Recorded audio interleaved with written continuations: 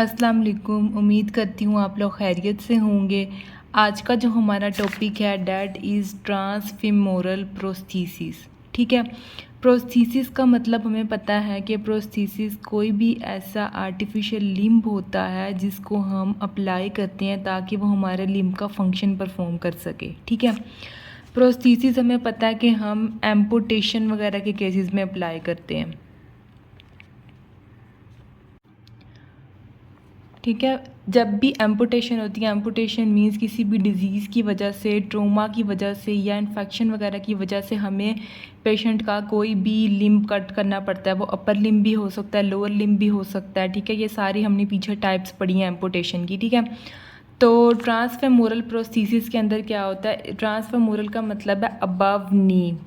ठीक है, नी से ऊपर ऊपर जो है वो एम्पुटेशन हो जाती है, नी से ऊपर सारा पार्ट कट कर देते हैं। फेमोरल का मतलब है फीमर, मतलब इसमें फीमर वाले पार्ट से लेके नीचे फुट तक सारा पार्ट कट हो जाता है। ठीक है, किसी भी डिजीज़ की वजह से हो सकता है, तो फिर हम क्या करते हैं उस केस में? हम जो है वो ट्रांसफेमोरल प्रोस्थीसिस यूज़ करते हैं। मतलब कि हम नी के ऊपर से लेके नीचे तक सारा एक आर्टिफिशियल लिम्ब लगा देते हैं। ठीक है, ताकि पेशेंट का वो जो उसकी टांग कट हो गई है, ठीक है, वो उसके फंक्शन परफॉर्म कर सके प्रोस्थीसिस के थ्रू।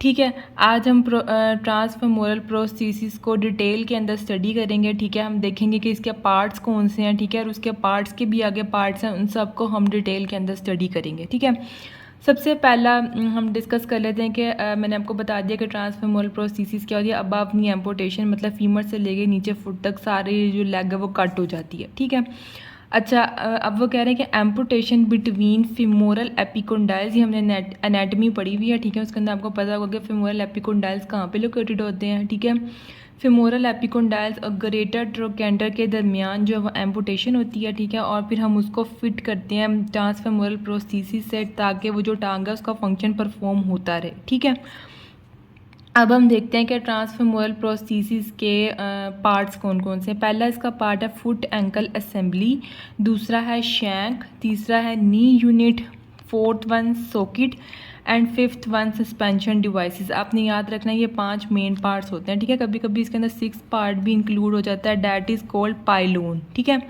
अब मैं आपको बता देती हूँ कि ये जो पार्ट्स हैं इनका फंक्शन क्या है, थोड़ा थोड़ा ओवरव्यू दे देती हूँ, फिर डिटेल में तो हमने इनको स्टडी करना ही है।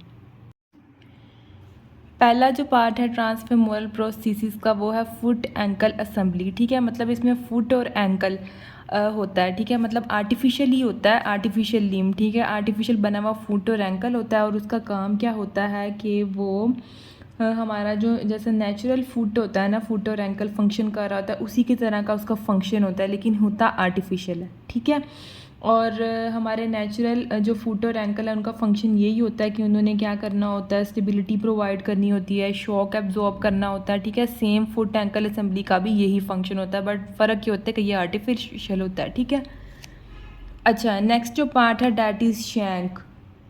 शैंक क्या होता है? शैंक भी एक इम्पॉर्टेंट कंपोनेंट है ट्रांसफेमोरल प्रोस्थीसिस का। इसका काम ये होता है कि ये जो हमारा प्रोस्थीसिस होता है ना,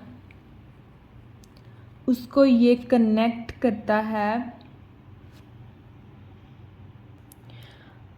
प्रोस्थीसिस के अंदर जो सॉकेट होता है ना उसको ये कनेक्ट करता है हमारे फुट और नी के साथ।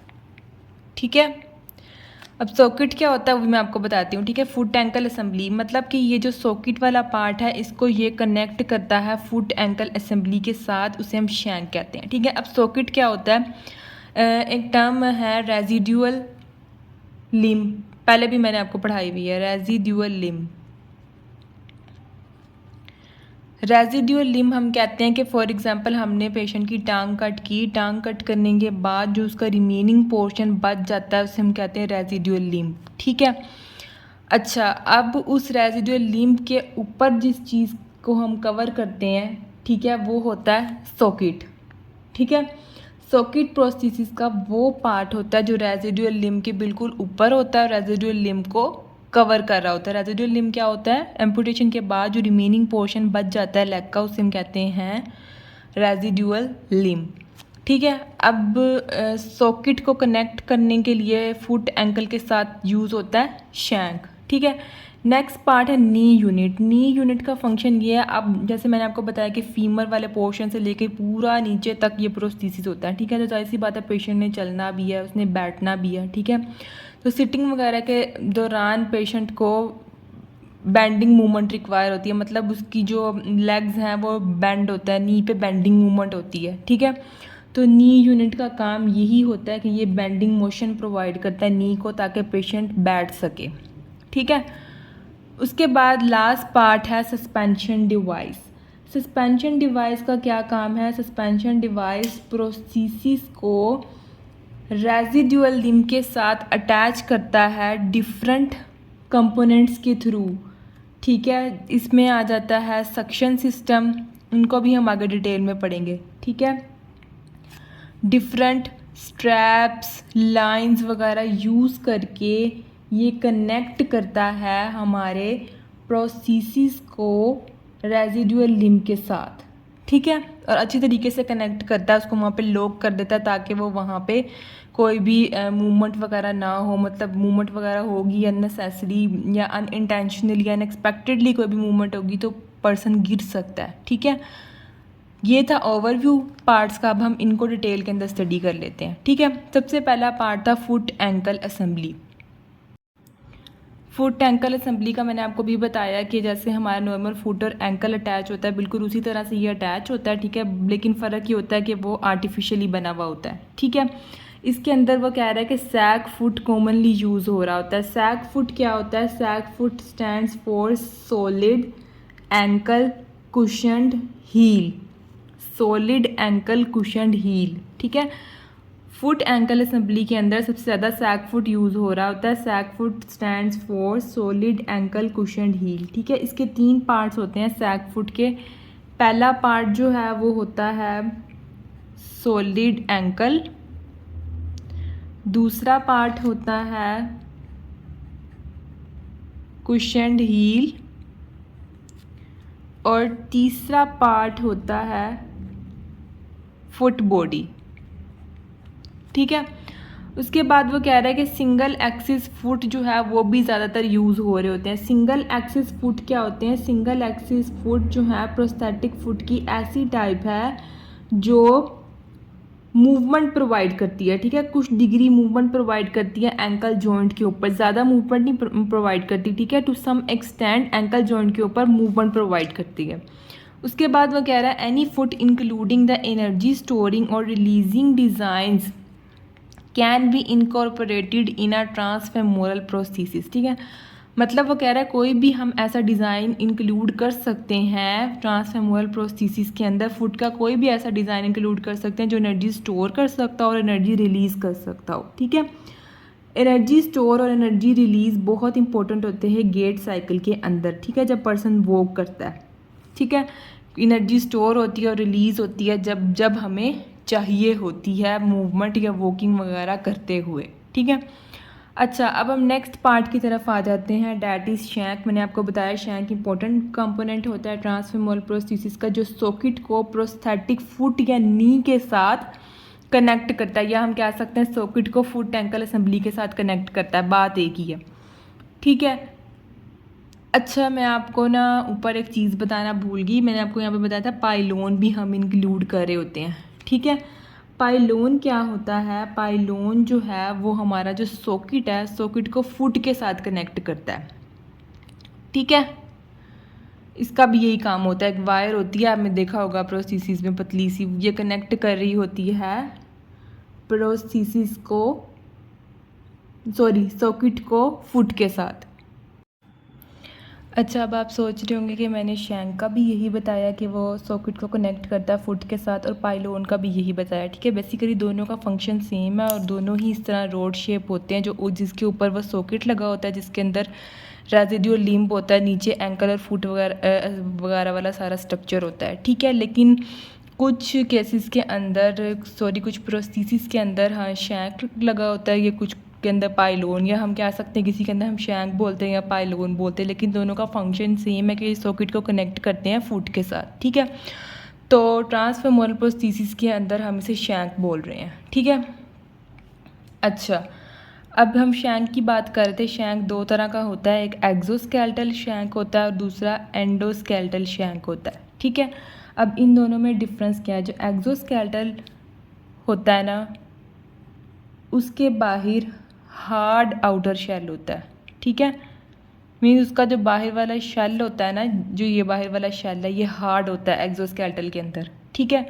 जबकि एंडोस्केलेटल के अंदर क्या होता है? ये फोम का बना हुआ होता है और इसकी अपीयरेंस बिल्कुल ऐसे होती है जैसे नॉर्मल लेग की अपीयरेंस होती है, ठीक है। क्योंकि ये वो वाला पार्ट ही आ रहा होता है जहाँ पे हमारी वो वाला पार्ट होता है फीमर के नीचे वाला, ठीक है, जहाँ पे टिबिया होती है, ठीक है, जो लेग वाला पार्ट होता है, तो ये वहाँ पे करके आ रहा होता है, तो फिर ये नॉर्मल लेग की अपीयरेंस दे रहा होता है, फोम टाइप का होता है, ठीक है। एक्सोस्केलेटल में क्या होता है? बाहर हार्ड आउटर शेल होता है, ठीक है, और उसके अंदर पड़ा होता है पाइलोन, मतलब कि वो स्ट्रक्चर जो कनेक्ट कर रहा होता है। एंडोस्केलेटल में क्या होता है कि बाहर फोम का स्ट्रक्चर होता है और अंदर उसके पड़ा होता है वो स्ट्रक्चर जिसे हम पाइलोन बोलते हैं या शैंक जो भी है, ठीक है, जो कनेक्ट कर रहा होता है, ठीक है।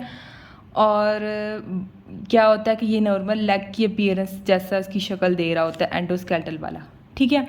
अब वो कह रहा है कि जो एंडोस्केलेटल शैंक है, जैसे मैंने आपको भी बताया कि उसकी ज़्यादा प्लीजिंग अपीयरेंस होती है क्योंकि वो मैच कर रहा होता है नॉर्मल लेग की अपीयरेंस के साथ, ठीक है।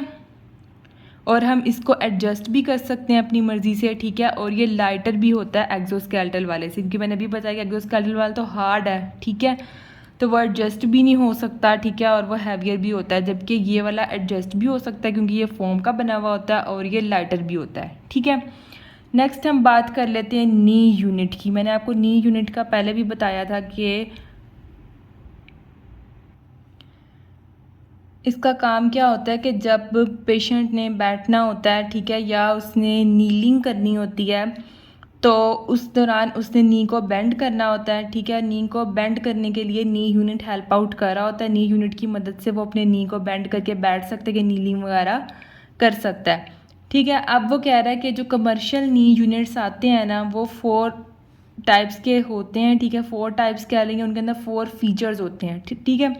सबसे पहले उसके अंदर एग्जिट सिस्टम होता है। एग्जिट सिस्टम के लिहाज से उसकी 4 टाइप्स हैं, वो हम अभी आगे डिस्कस कर लेते हैं, ठीक है।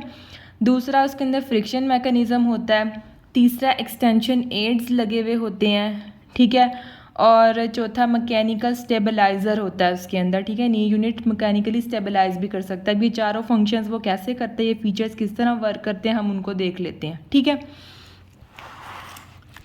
वो कह रहा है many combinations of features are available, not every unit has all 4 components. अभी हमने जो 4 कंपोनेंट्स डिस्कस किए, वो कह रहा है कि ज़रूरी नहीं है कि हर नी यूनिट के अंदर ये चारों कंपोनेंट्स मौजूद हों। कोई एक भी हो सकता है, 2 भी हो सकते हैं, 3 भी मौजूद हो सकते हैं, ठीक है। ज़रूरी नहीं है कि सारे ही कंपोनेंट्स एक नी के अंदर मौजूद हों, नी यूनिट के अंदर।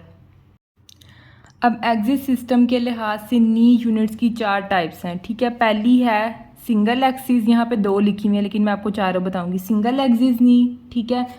दूसरा है मल्टी एक्सिस नी, जैसे पॉलीसेंट्रिक नी भी बोलते हैं, ठीक है, पॉलीसेंट्रिक नी या मल्टी एक्सिस नी, ठीक है।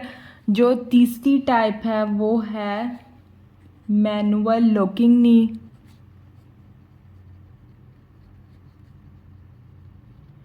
और जो चौथी टाइप है दैट इज हाइड्रोलिक या न्यूमेटिक नी, ठीक है। अब जो पहली टाइप है that is single axis knee. Single axis knee, जैसे इसके नाम से ही पता चल रहा है कि सिंगल एक्सिस, ये सिर्फ एक ही एक्सिस के अंदर फ्लेक्शन या एक्सटेंशन अलाउ करती है, ठीक है। और ये लेस स्टेबल होती है क्योंकि ये एक ही एक्सिस के अंदर फ्लेक्शन या एक्सटेंशन अलाउ करती है, ठीक है। और दूसरा है मल्टी एक्सिस या पॉलीसेंट्रिक लिंकेज या नी। ये नाम से ही पता चल रहा है कि इसके अंदर क्या हुआ, ये मल्टीपल एक्सिस के अंदर फ्लेक्शन या एक्सटेंशन को अलाउ करेगी, ठीक है। थर्ड वन है मैनुअल लॉकिंग नी। मैनुअल लॉकिंग नी क्या करता है कि ये नी को लॉक कर देता है, ठीक है। जब पेशेंट या पर्सन खड़ा होगा, ठीक है, उसको ज़्यादा जाहिर सी बात है जब वो खड़ा हुआ है तो ज़्यादा स्टेबिलिटी चाहिए ताकि नी बैंड ना हो जाए और वो गिर ना जाए, ठीक है। तो जब पेशेंट खड़ा होगा तो मैनुअल लॉकिंग नी क्या करता है, वो उसको लॉक कर देता है नी को, ठीक है, ताकि पर्सन गिर ना जाए। नेक्स्ट है हाइड्रोलिक या न्यूमेटिक नी। ये क्या करता है, ये हाइड्रोलिक या न्यूमेटिक सिस्टम को यूज़ करता है गेट साइकिल के अंदर जो स्विंग फेज़ है उसको कंट्रोल करने के लिए, ठीक है, और बहुत ज़्यादा स्टेबिलिटी प्रोवाइड करता है, सबसे ज़्यादा स्टेबिलिटी ये प्रोवाइड करता है। अच्छा, वो कह रहा है कि थाई पीस शैंक के साथ कनेक्ट हो सकता है सिंगल एक्सिस के थ्रू भी और पॉलीसेंट्रिक लिंकेज या मल्टी एक्सिस के थ्रू भी, ठीक है। थाई पीस जैसे हमारा नेचुरली थाई पीस होता है सेम वैसे ही आर्टिफिशियल लिम्ब का भी वही थाई पीस होगा, ठीक है। उसको शैंक से कनेक्ट करने के लिए हम सिंगल एक्सिस भी यूज़ कर सकते हैं, पॉलीसेंट्रिक भी, ठीक है। पॉलीसेंट्रिक सिस्टम में वो कह रहा है 4 या 4 से ज़्यादा पाइवटिंग बार्स होते हैं, ठीक है, इसलिए ये ज़्यादा स्टेबिलिटी प्रोवाइड करता है नी को, ठीक है। लेकिन वो कह रहा है कि ये स्टाइल लेस कॉमन है क्योंकि इसके अंदर कम्प्लेक्सिटी ज़्यादा होती है, ठीक है, मतलब ज़्यादा कम्प्लेक्स स्ट्रक्चर होता है तो इसलिए हम इसको कम यूज़ करते हैं। पाइवटिंग बार्स का काम क्या होता है, पाइवटिंग बार्स का काम ये होता है कि ये रोटेशनल मूवमेंट प्रोवाइड करते हैं अराउंड अ फिक्स्ड पॉइंट, ठीक है। अच्छा, अब यहाँ तक था हमारा आज का लेक्चर, ठीक है। बाकी अब हमारे पास नी यूनिट के 2 पार्ट रह गए हैं, एक्सटेंशन एड और मैकेनिकल स्टेबलाइज़र, ठीक है, ये हम नेक्स्ट में डिस्कस करेंगे, ठीक है। और साथ ही जो ट्रांसफेमोरल प्रोस्थेसिस के बाकी रिमेनिंग 2 पार्ट रह गए, सॉकेट और सस्पेंशन डिवाइसेस, वो भी हम साथ ही नेक्स्ट लेक्चर में डिस्कस कर लेंगे, ठीक है। Thank you for watching my video.